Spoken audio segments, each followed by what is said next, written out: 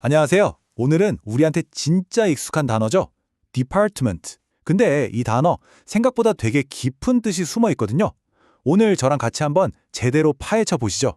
자, 한번 생각해 보세요.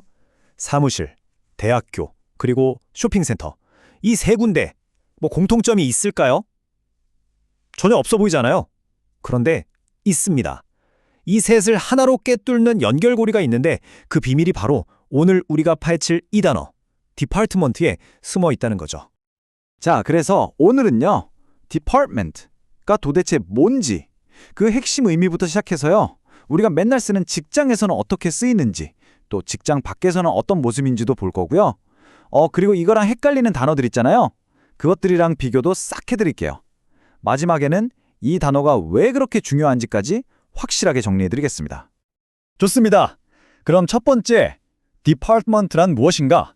이 단어의 뿌리, 그 근본적인 아이디어부터 한번 파고 들어가 보죠. 디파트먼트, 이 단어의 핵심을 딱 한 문장으로 말하면 전체 속의 한 부분, 이거예요. 생각해보세요. 엄청나게 큰 조직이 있어요. 이게 잘 굴러가려면 마치 시계처럼 각자 자기 역할을 하는 부품들이 딱딱 맞물려 돌아가야 하잖아요. 바로 그 전문적인 부품 하나하나, 그게 바로 디파트먼트라고 생각하시면 돼요. 이 단어가 어디서 왔는지 그 여정을 따라가 보면 이게 또 진짜 재밌어요. 시작은 라틴어 partis, 그러니까 부분이라는 뜻에서 출발해요. 이게 옛날 프랑스어로 가면서 department, 나눈다, 분리한다는 의미가 추가된 거죠. 그리고 지금 우리가 쓰는 영어 department로 오면서 큰 전체에서 의도적으로 나눈 한 부분이라는 뜻으로 딱 굳어진 거예요. 그러니까 태생부터 나누기라는 유전자를 가진 단어인 셈이죠. 자, 그럼 이제 우리한테 제일 익숙한 곳으로 가볼까요? 바로 회사, 직장이죠.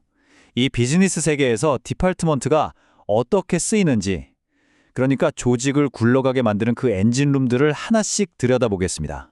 첫 번째, 영업부, 세일즈 디파트먼트죠. 말 그대로 회사의 최전방 공격수예요. 이분들이 나가서 싸워주지 않으면 회사는 돈을 벌 수가 없어요. 새로운 고객을 확보하고 정해진 매출 목표를 달성해야 하는 정말 중요한 임무를 맡은 곳이죠. 그 다음은 HR, 인사부입니다. 만약 회사가 하나의 스포츠팀이라면 인사부는 그 팀의 심장 같은 곳이에요. 실력 좋은 선수를 영입해오고 직원들 컨디션도 관리해주고 또 다 같이 성장할 수 있게 교육도 시키잖아요. 조직 안에서 사람과 관련된 모든 걸 책임지는 정말 중요한 부서죠. 자, 재무부. 여기는 회사의 든든한 금고직이라고 할 수 있죠. 근데 그냥 돈만 세는 게 아니에요. 우리 회사의 돈을 어디에 써야 가장 효율적일지, 어떻게 해야 회사가 더 건강하게 클 수 있을지 큰 그림을 그리는 전략가이기도 합니다. 회사의 모든 돈은 다 이 부서를 거쳐간다고 보면 돼요. 여러분, 아무리 좋은 물건을 만들어도 아무도 모르면 무슨 소용이겠어요, 그쵸? 마케팅부가 바로 그 역할을 합니다. 우리 회사의 확성기라고 할까요? 시장에 나가서 우리 제품이 얼마나 좋은지, 우리 브랜드가 얼마나 멋진지 사람들한테 알리는 역할을 하는 거죠. 다른 부서들이 오늘의 실적을 위해 열심히 뛴다면 R&D, 즉 연구개발부는 회사의 내일을 만드는 것이에요. 지금 당장은 없지만 앞으로 필요할 기술, 새로운 제품을 만들어내는 거죠. 회사가 5년, 10년 뒤에도 먹고 살 수 있는 그 혁신의 씨앗을 심는 것, 바로 R&D입니다. 그리고 고객 서비스부.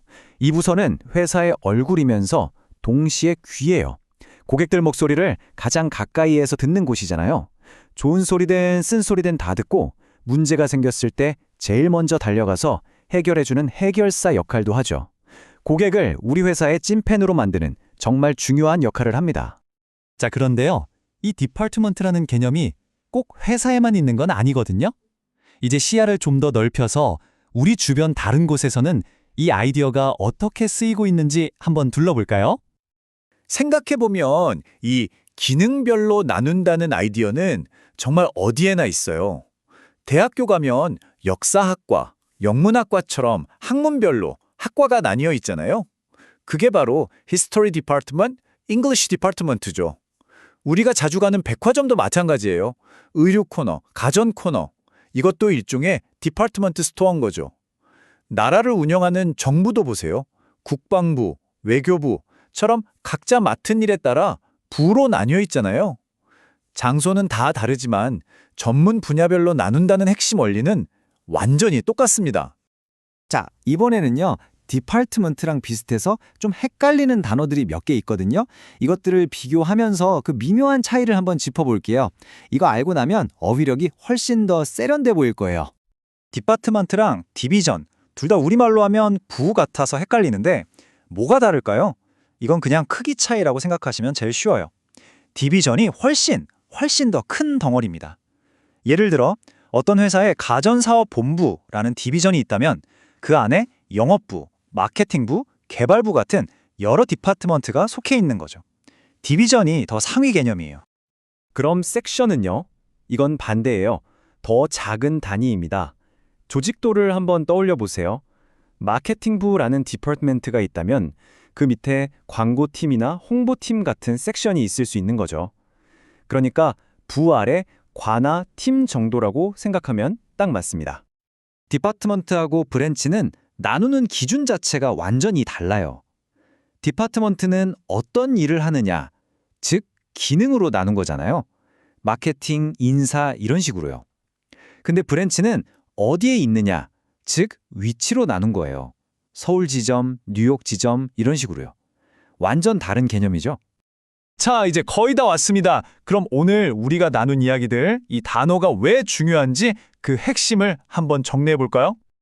결국 디파트먼트라는 건 그냥 조직도에 나오는 네모칸 하나가 아니에요. 이건 우리가 이 복잡한 세상을 이해하고 체계적으로 관리하기 위해 만들어낸 아주 강력한 정리 도구 같은 거예요. 거대한 회사든 국가든 아니면 우리가 배우는 학문이든 일단 이렇게 기능별로 착착 나누고 나야 비로소 제대로 파악하고 다룰 수가 있게 되는 거죠. 마지막으로 여러분께 질문 하나 드릴게요. 여러분의 인생을 하나의 큰 조직이라고 한번 상상해 보세요. 그렇다면 여러분의 직장생활부, 가족관계부, 건강관리부, 개인성장부 같은 인생의 부서들은 지금 어떻게 운영되고 있나요? 각 부서가 균형 있게 잘 돌아가고 있는지 한 번쯤 생각해 보시는 것도 재밌을 것 같습니다.